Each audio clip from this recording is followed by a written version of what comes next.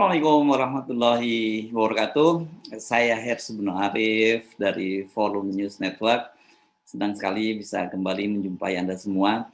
Saya akan mengajak Anda kali ini untuk melanjutkan perbincangan tentang Putri Sambo. Ya, kemarin saya membahas soal posisi dia yang tidak ditahan dan ini memunculkan kritik karena ini merupakan bentuk ketidakadilan. Nah, yang sekarang saya ajak Anda untuk menyorot itu adalah ini bahwa Putri Sambo ini salah satu tersangka pembunuhan berencana itu ternyata sampai sekarang itu masih terus kekeh dia menjadi korban pelecehan seksual oleh mendiang Brigadir Yosua Huta Barat. Pernyataan Putri itu disampaikan ketika dia diperiksa oleh penyidik itu selama 12 jam hari Jumat tanggal 26 Agustus 2022. Kurang lebih ada 80 pertanyaan. Ibu PC juga menjelaskan dalam pemeriksaan bahwa beliau adalah korban tindakan asusila atau kekerasan seksual dalam perkara ini. Itu dalam BAP disampaikan seperti itu, kata pengacara Putri Sambo, Arman Hanis pada media hari Sabtu. Pernyataan Putri Sambo ini menurut saya sungguh mengherankan ya. Sebab penyidik sendiri kan telah mencoret dugaan adanya pelecehan seksual itu. Laporan Putri Sambo soal pelecehan ini juga sudah dihentikan oleh penyidik karena memang tidak ditemukan bukti kuat.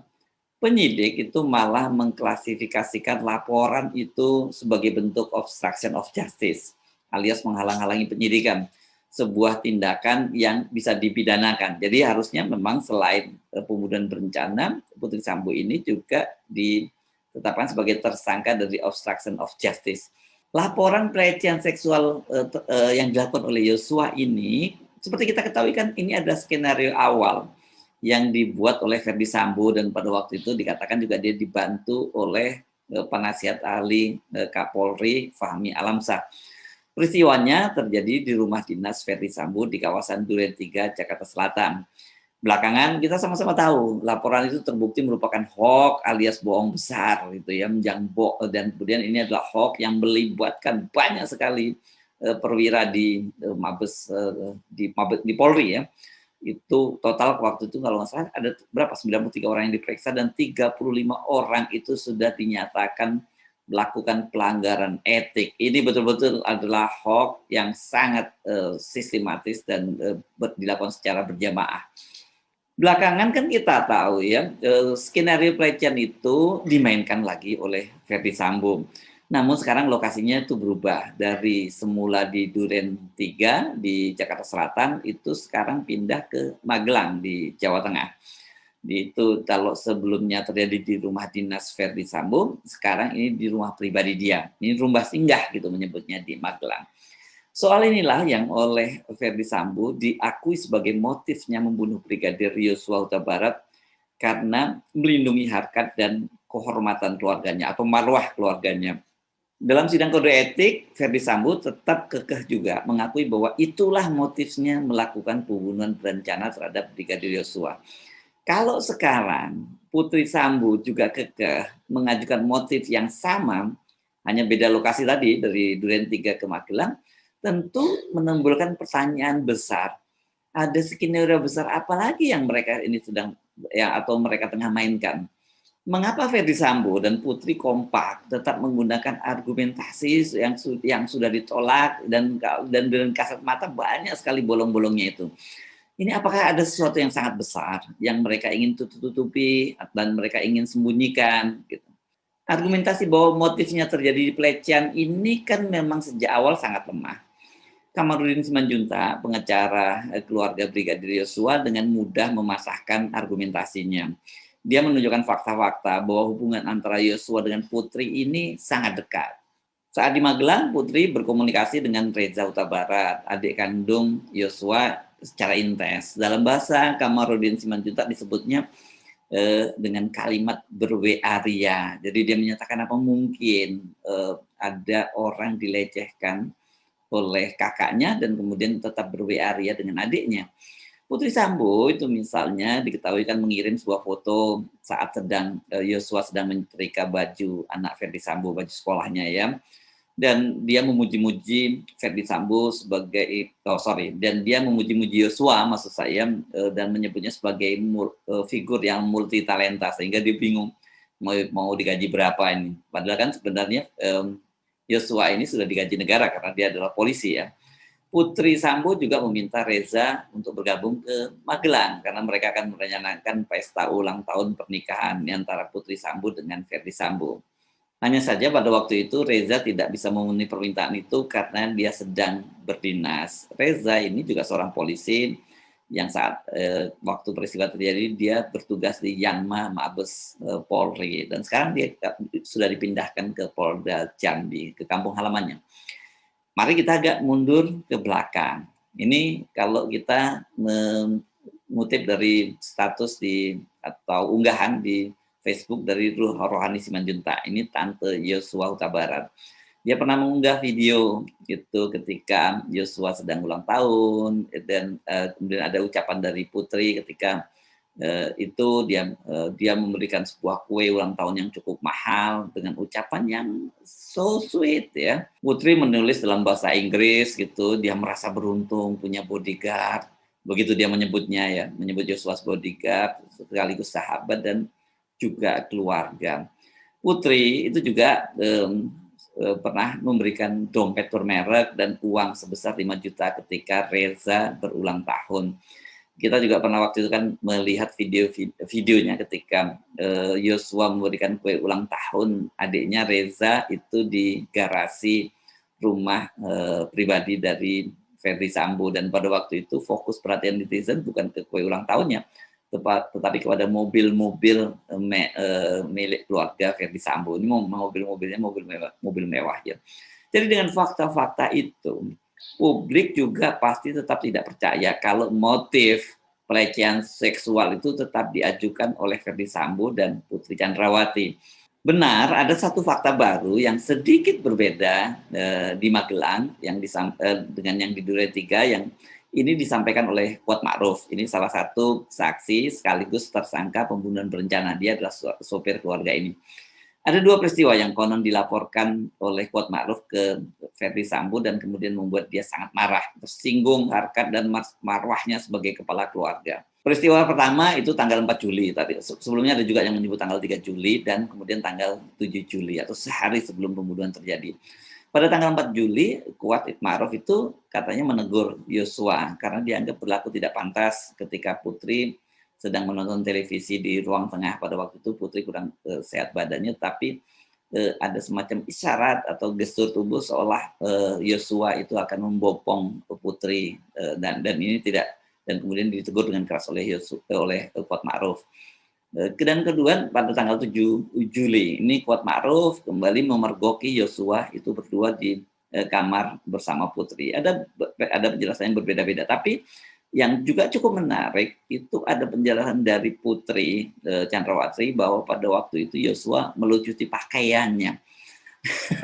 Saya kira ini juga agak janggal bagaimana mungkin ada seorang ajudan itu bisa berani mati gitu melucuti pakaian majikannya kalau itu dilakukan dengan kekerasan gitu. Apa sesungguhnya yang terjadi? Soal ini juga menjadi pertanyaan menarik ya, bukan hanya buat kita tapi ketika berlangsung rapat kerja antara Komisi 3 dengan Kapolri, anggota Komisi 3 Sarifudin Suding itu sampai mendesak Kapolri untuk menjelaskan apa motifnya dan apa sesungguhnya yang terjadi. Menanggapi desakan Sarifudin Suding, Kapolri akhirnya memberi jawaban walaupun sebenarnya tidak tegas ya. Dia menyatakan pada waktu itu motifnya ada 2, pelecehan seksual dan perselingkuhan.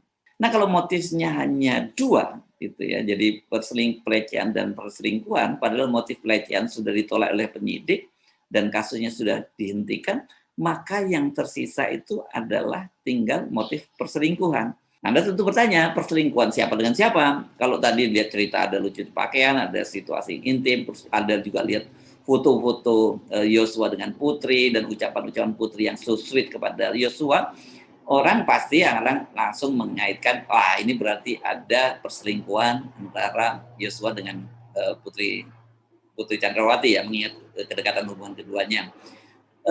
Atau motif lain juga ini yang selalu disampaikan oleh pengacara keluarga Kamarudin Simanjuntak yang menyatakan bahwa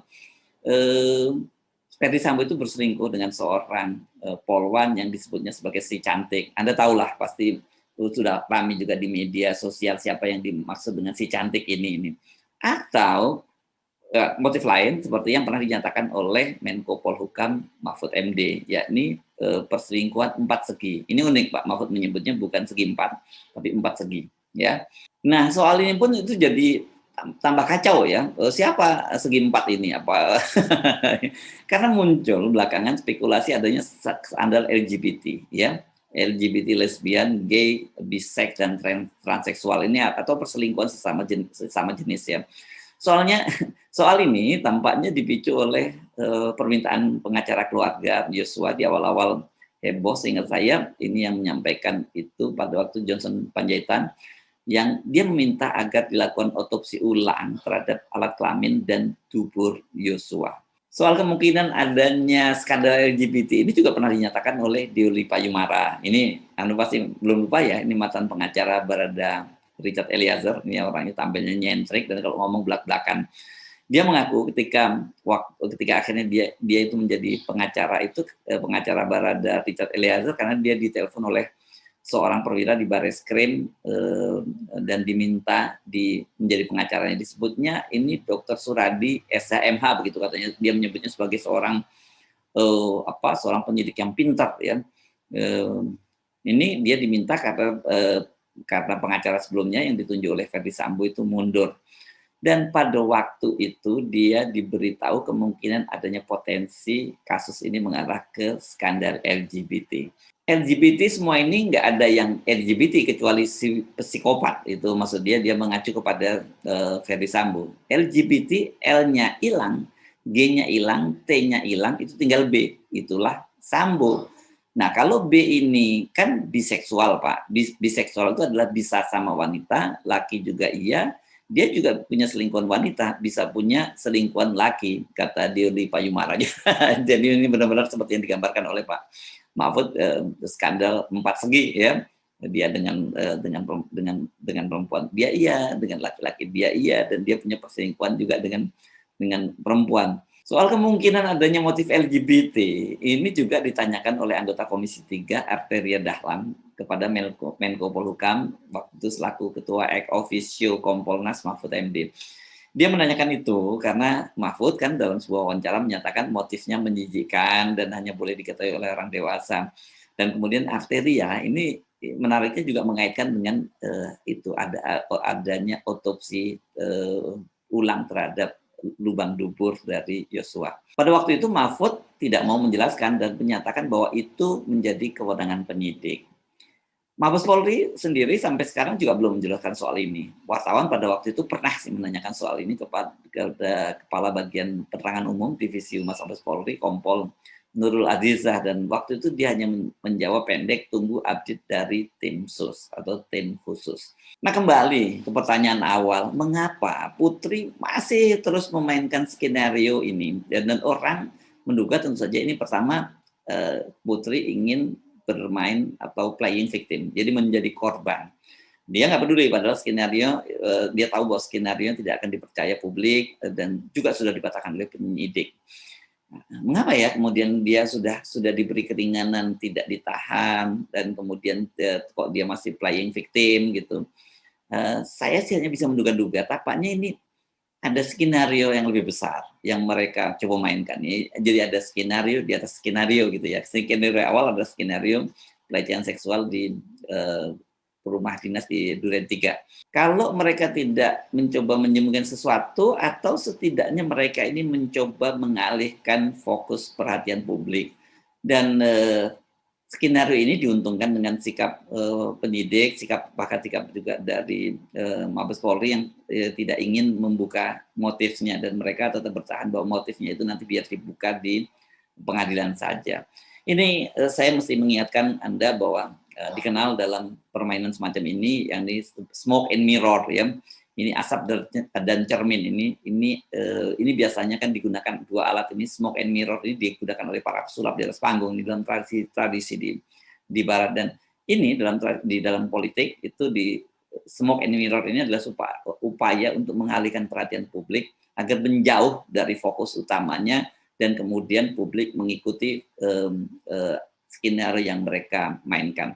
Jadi saran saya, Anda jangan tertipu dengan permainan smoke and mirror ini. Tetap fokus pada skenario di luar skenario yang mereka mainkan.